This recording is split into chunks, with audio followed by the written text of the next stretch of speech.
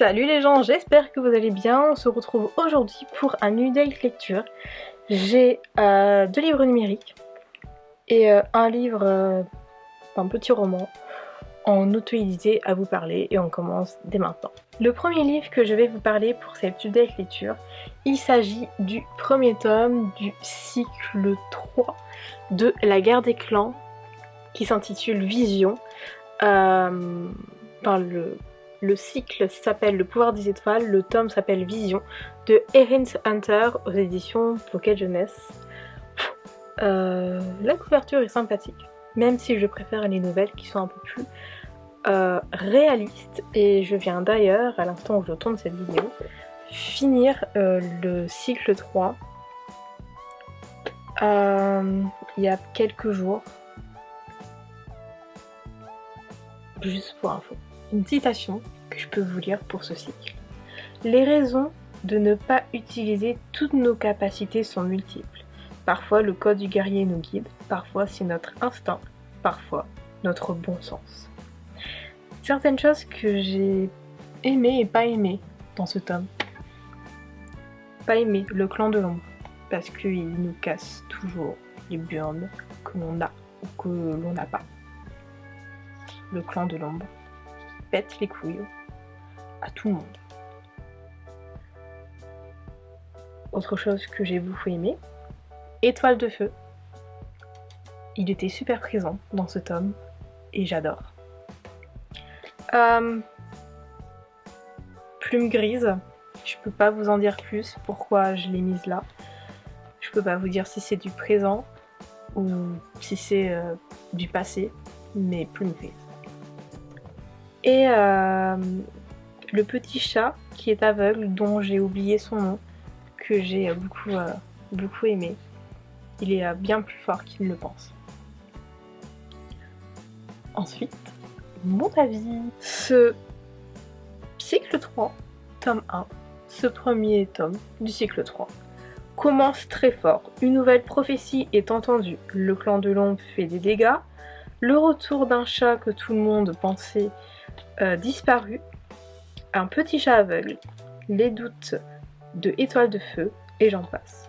Pour un premier tome, nous pouvons dire qu'il commence particulièrement fort. Il a été stressant par moments et triste par d'autres. En tout cas, vu le tome 1 incroyable, j'imagine bien le reste des 5 tomes de ce cycle tout aussi incroyable.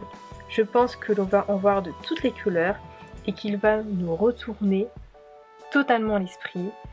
Et comment je peux vous dire que j'avais totalement raison. C'est un tome 1 qui est haut en couleur, qui est fort, qui est incroyable.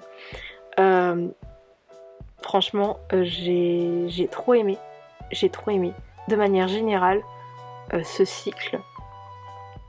Si je dois noter les 3 cycles que j'ai déjà lus jusqu'à maintenant, le premier cycle tout en haut, ensuite le 3e cycle, et ensuite le 2e cycle que j'ai moins aimé, de manière générale. Mais celui-là, incroyable.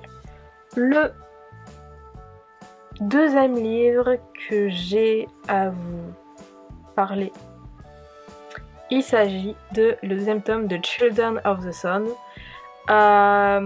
qui s'intitule Telos, et c'est de Kat Thibault, toujours en auto-édité, et je l'ai toujours acheté en numérique. Donc petit rappel, Children of the Sun, c'est l'histoire de Sun, que l'on voit juste là, qui est mi-humaine, mi-déesse, et qui va perdre sa famille, parce que sa famille va se faire tuer. Donc à partir de là, elle ne va avoir qu'un seul mot à la bouche. Vengeance. Et comment vous dire que Sun est mon personnage féminin préféré. Elle est incroyable. Dans un premier temps, la citation que j'ai pu récupérer et que j'ai beaucoup aimé, c'est celle-ci. Il y a des gens que l'on ne peut pas sauver et certains ne veulent pas l'être. Pour ça là, vous en faites ce que vous voulez. Ce que j'ai aimé, c'est le personnage de Sun, le personnage de Zan, qui est donc un vampire, et j'ai trop aimé le couple Zan Holo. qui est un métamorphe holo. Voilà, juste Zan et Holo. Perfection. Faut savoir que cette review, je l'ai écrite 1000 ans après. Parce que, en fait, à cette période de l'année, c'est-à-dire vers mi-novembre, j'ai été malade, mais comme malade, comme je crois je l'ai rarement été. Grosse angine, gros rhume, et après que l'angine soit passée, j'arrêtais pas de tousser, et même si j'étais plus malade, je toussais toujours et c'est resté un moment. Bref, l'enfer. Donc, une review 1000 ans après, ce qui fait qu'elle n'est pas aussi réaliste qu'elle aurait dû l'être. Mais bon, on va faire avec. Bref, dans tous les cas, j'ai été ravie de retrouver Sun, Zan, Holo et tous les autres, ainsi que Neven et que sais-je encore. Sans mentir, je suis totalement amoureuse du duo Zan et Holo. Franchement, c'est... Les deux, je les adore. Ils sont adorables. Sûrement à cause de ma maladie passagère, j'ai eu un peu de mal à entrer dans ce tome 2. Ce qui est logique étant donné que je toussais et me mouchais absolument toutes les 5 secondes. Donc ça me saoulait de ne pas pouvoir rester plus de 30 minutes devant un livre sans rien faire. Bref, l'histoire en elle-même reste sur sa continuité. Dans ce tome 2, j'ai pu également constater certaines évolutions, notamment par rapport à nos personnages. Ils apprennent de leurs erreurs et bien plus, et ça ne peut être que bénéf que pour le tome 3. Et je tiens également à souligner cette couverture qui est incroyable. Du coup, j'ai le livre uniquement en numérique, mais j'ose même pas imaginer comment il doit être embroché, avec une couverture aussi incroyable que ça. Je veux dire, c'est d'un bleu nuit, d'un bleu également électrique. Franchement, c'est vraiment trop beau. Le troisième livre que j'ai lu, il s'agit de Médée de Clémence Marais. Donc c'est un auto-édité, j'ai dû l'acheter vers le mois d'avril, c'est un tout petit livre.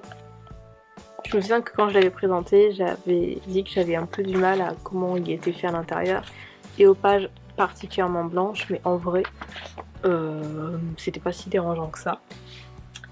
Le souci, c'est que j'étais encore une fois fortement malade, donc genre j'ai dû le lire je sais pas combien de jours, alors qu'un livre comme ça, premier degré, je le lis en 1 voire 2 jours si je suis un peu occupée.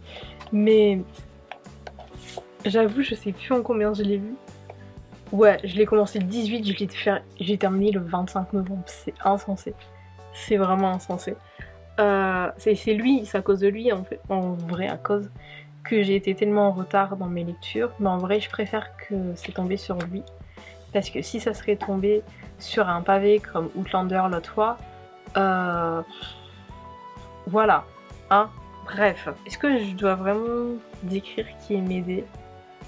En vrai, je vais juste vous lire ce qui est derrière.